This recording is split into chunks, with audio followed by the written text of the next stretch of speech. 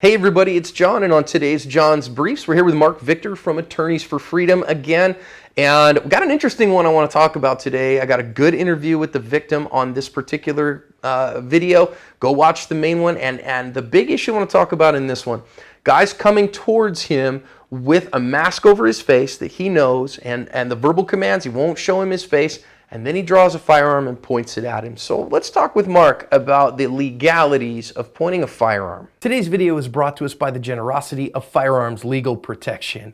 Firearms Legal Protection is a legal defense program for lawful gun owners. You win the fight, and they will help you win the fight after the fight for the rest of your life. There's a link in the description for a coupon code for a discount for all active self-protection watchers. So Mark, you've seen the video, reviewed the footage.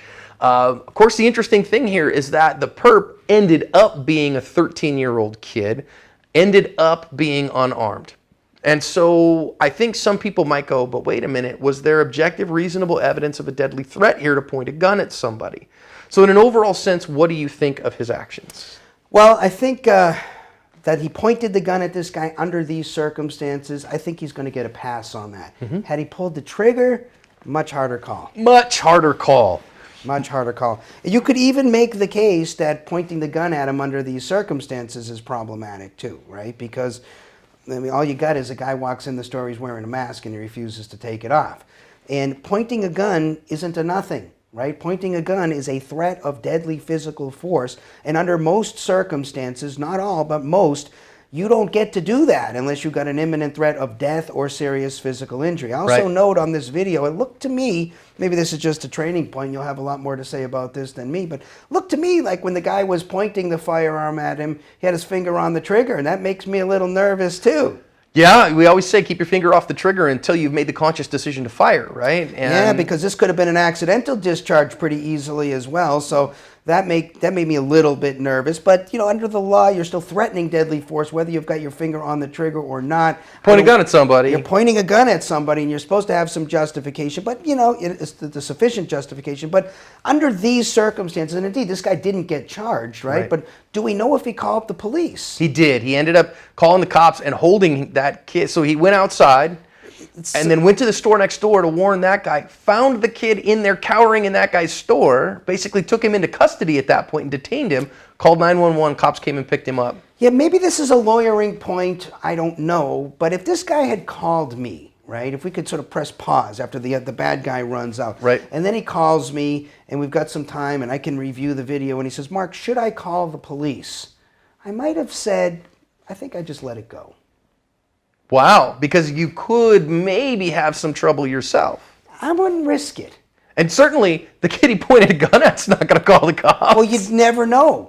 I could imagine, he says, look, I don't know if there's an argument. I was out playing with my friends and we had a mask on and I forgot I had the mask and I just walked in this guy's store and he points a gun at me. If that's the call that comes into 911, the cops are going to come down and say, did you pull a gun on this? You know, and it's a little bit dicey. So if I'm him, I think I'm comfortable if he's not calling the police, maybe I'm not calling the police. I'm damn sure not going to go out the front door looking for him. I can tell you that. And I did say that in the video. Absolutely, don't go outside. You were on point right there. Don't do that. I think I'm going to lock the door at that point, and I'm closed for a little while and make sure the storm blows over. And I don't know that I'm going to call the police down to review that video because the problem is if they find a problem, and it's close, right? I think at the end of the day, we're probably okay.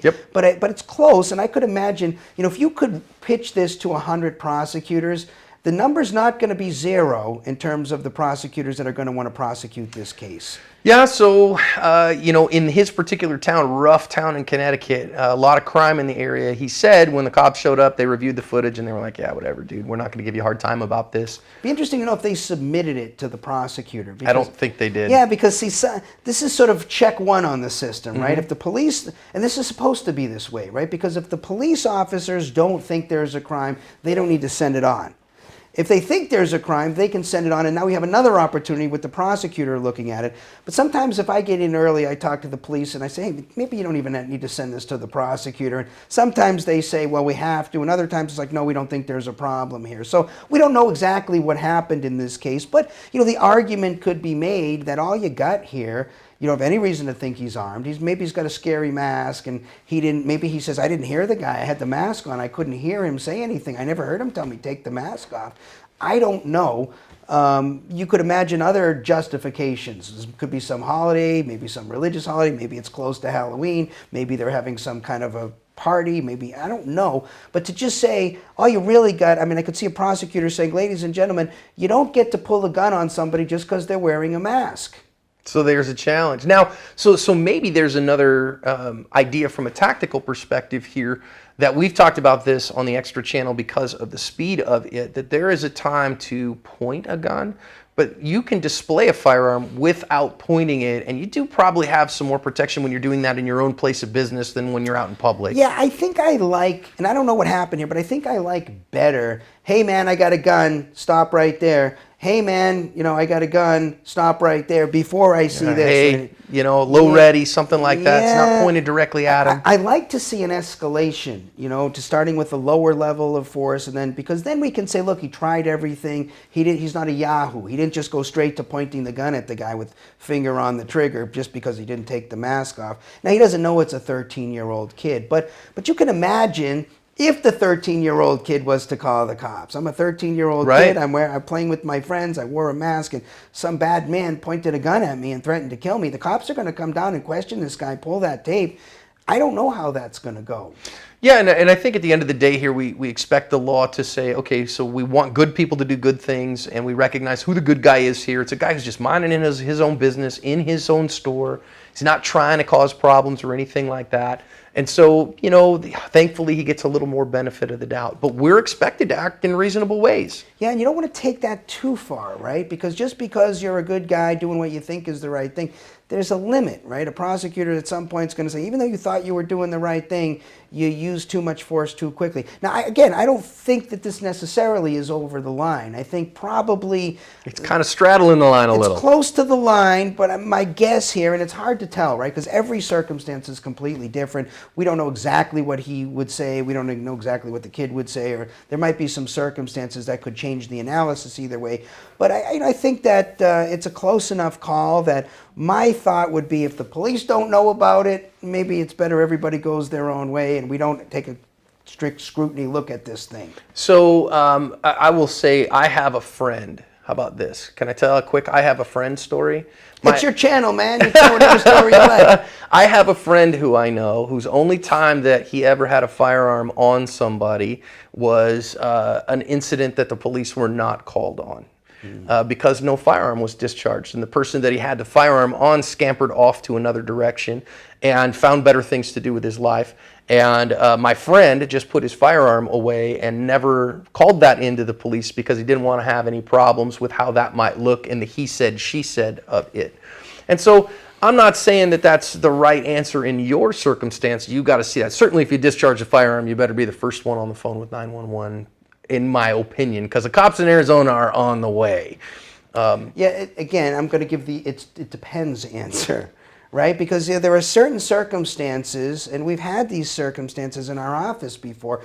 This is something, and I know I've said it before, and probably worth saying again, this idea of a negligent discharge. People think, oops, it's an accident. They don't understand that this particular variety of an accident, right? To sort of set the stage, right? Maybe you're cleaning your weapon and you forgot there was one in the chamber because you're negligent, right? And then, oops, you discharged around, and maybe it just... Yeah, that would be dumb to call the cops on if nobody got hurt or anything. Even, just be stupid to call the police. People do. Yeah, but don't do that. And That's stupid. The police come down and they say, oh, we see, thanks for calling us. We see you had a negligent discharge. Maybe you shot it into your own ceiling or the floor or whatever. Nobody else would know about it, but you called the police, and what you bought in Arizona was a Class 6 dangerous felony mandatory prison type of a charge. So there might be times it's better just to leave it alone.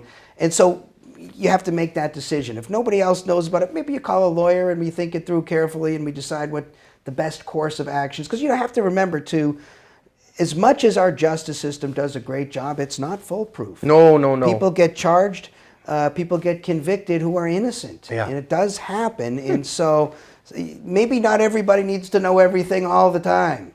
Interesting. I think that's interesting advice. It's not the direction I thought we were going on this one, but just on another side note, since we go off tangents sometimes, I had a guy in my office just in the last few days, and got pulled over and volunteered he had a firearm in his car and said, I thought I had to do that. And I said, no, you don't. No, you don't. Normally not a problem, but there are so many things that could be a problem, right? I've had people in my career who have innocently thought they were fine, and as it turned out, there was a serial number that was maybe scratched off, Defaced, or yeah. there was a barrel a little bit too short, or even more common, some people are prohibited possessors and have no idea that they're prohibited possessors. Don't know it. There is a huge group of people out there in our country who got into some kind of an argument with their spouse at some time, and the police came and they maybe were arrested, and the judge said, hey, you plead guilty to this and pay a $200 fine, and it's all done. And the whole thing ended in 24 hours, and they forgot about it because it was 20 years ago. But they're still prohibited possessors Misdemeanor today. domestic violence. Yeah. Misdemeanor domestic violence. And you can fix that here in Arizona. In some states, you can fix it. But until it's fixed, you're still a prohibited possessor. Yeah. And you got a gun in a way that didn't require a background check. And so you might be carrying a gun and being a prohibited possessor. To volunteer, hey, officer, I'm just letting you know I got a gun, and then they run that and figure out you're a prohibited possessor, the gun was stolen, there's some other problem, they didn't like the way you were storing it or something like that. Yeah. Why open that can of worms? With the important exception, I believe if you got a gun on you and the police officer's patting you down, don't let them find it and be surprised about a firearm. So I want to be super clear about this. Yeah. We do not want officers who are about to find a firearm to be surprised about that. So even I would say, look, officer, you know, is you're going to pat me down, just want to let you know, Yeah. I got a firearm here or there, whatever, just because I don't want any surprises. Well, and of course, you know, we want to be cautious because we have viewers in every state in the union. Some states require you to notify an officer upon immediate contact. If you live in that state or you're visiting one of those states, then follow the law. Excellent You don't want to point. get jammed up on that either. Here in Arizona, where I live, no duty. If they ask, you have to answer honestly. Yeah, you know, and it makes it very difficult because we have so many different laws, different interpretations of things. So it's very hard. But, you know, I say if you're going to carry a firearm, you know, it's all fun and games to get a gun and to go to the range. But understand, you've just availed yourself the obligation to know what the law is in the state that you're in. Yep. And the same is true with people who have these concealed weapons permits with reciprocity and are going to another state, and they just assume that the law in that other state is the same as theirs. Look, if you're going to carry in another state, you are subject to that other state's laws. You better know what they are. So I just, this last weekend I flew into Omaha, Nebraska. We were in Sioux City, Iowa. I spent a little bit of time in South Dakota and all those, and you got to know the laws in each place, and they're a little different. Quick story, I had a guy with a CCW, concealed weapon, and he was traveling across country, and he had his course all charted out, knew every state, he did exactly what he was supposed to do. Then he got lost, Oh, boy. and he was in one of those areas where the four corners, there's different states, and he wandered into Nebraska. Didn't know. Got pulled over there, and the rules are different there. And sure enough, got charged with a firearms offense. And guess who wound up going to Nebraska? Yeah, right. But Well, Mark, still, you got to be very careful. It's it's all fun and games, but there are big responsibilities, which is why we're preaching to the choir, talking to the people who are listening on this channel. But it would be a good service to all of us if the people on this channel who are watching this would talk to their friends and family members and other people who got guns and say, look, this is a serious legal responsibility. You're going to be held to the same standard as people who know the law very, very well, so you better know what it is. well, or maybe share a video like this with them as a shameless plug. Mark, thanks so much for coming on. Thanks for having me.